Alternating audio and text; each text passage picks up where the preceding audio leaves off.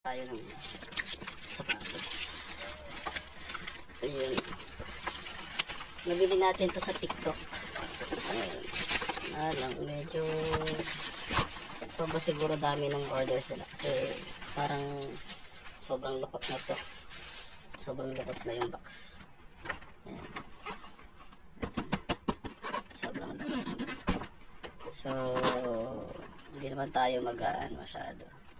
So this is size 41 LB Lebron 20 Light Moon 41. So color size Light Moon Chinese.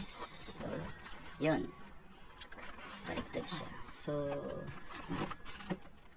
for Curban Ponlan is hindi ko alam kung ano meron dito. Yan. Then ang ganda tignan.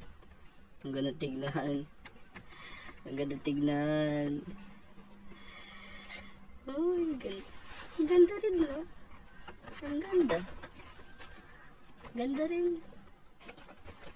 Sa tela siya, no? Tela. So, this is 500. Size 41. I hope na hindi siya masyadong mansa. Then, tignan natin. So, tiketa niya, made in Vietnam. So meron din siya free na ano, para hindi ma-deform. So good job. Size 39 to 42. Good job seller. So tignan natin. Ganda no? Overall not bad for a 500 worth.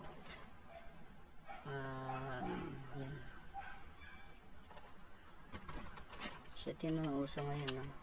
Lebron 20. So, yun. So, yung loob niya, tingnan natin.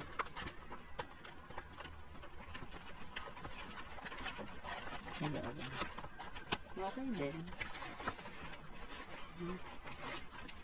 Okay.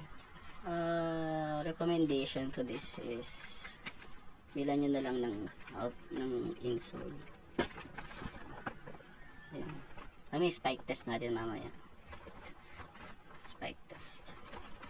Pero overall ganda tingnan, no?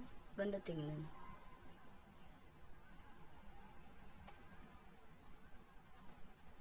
Light moon. Okay.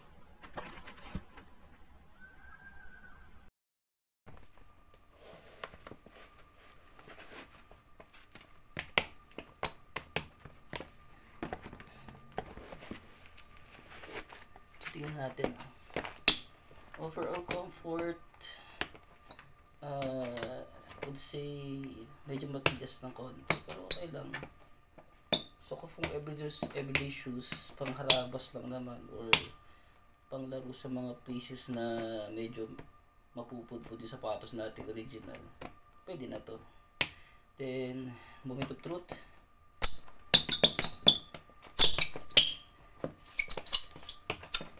So kung pagbabasihan ko yung spike niya, it's 9/10. Overall comfort, siguro mga 7/10. Overall aesthetic ng sapatos, I give it 9/10. Kasi ganda talaga yun. Ganda. Ganda talaga. Pwedeng pang everyday shoes, if ever gusto mong magpanlakad na sapatos na alam mong pangharabas na pang araw-araw sapatos, pwede na to. Pwede na to. Yun. Okay. Bye-bye.